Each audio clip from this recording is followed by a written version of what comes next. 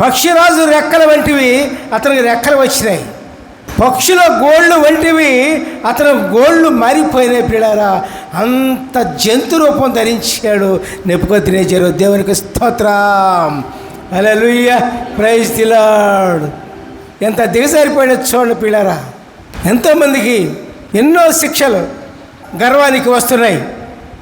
దేవుడు ఎప్పుడు మంచి చేయాలనే కోరుకుంటాడు, కానీ గర్వించడం వల్ల మానవుడు తన దౌర్భాగ్యం స్థితిని తానే కొని తెచ్చుకుంటున్నాడు. దేవునికి స్తోత్రం, హల్లెలూయా, ప్రైజ్ ది లార్డ్. అందుకే భూలోకానికి యేసయ్య వచ్చి పిల్లారా, మనం ఏ విధంగా జీవించాల్సింది, ఏ విధంగా ఉండాల్సింది, ఏ విధంగా నడవాల్సింది, ఏ విధంగా మాట్లాడవలసింది నేర్పి మరి మనకు వెళ్ళిపోయాడు. పిల్లారా, అనాథులుగా మనం జీవిస్తామనే ఉద్దేశంతో పరిశుద్ధాత్మను దేవుడు మనకు పంపించారు. పిల్లారా, దేవునికి స్తోత్రం, హల్లెలూయా.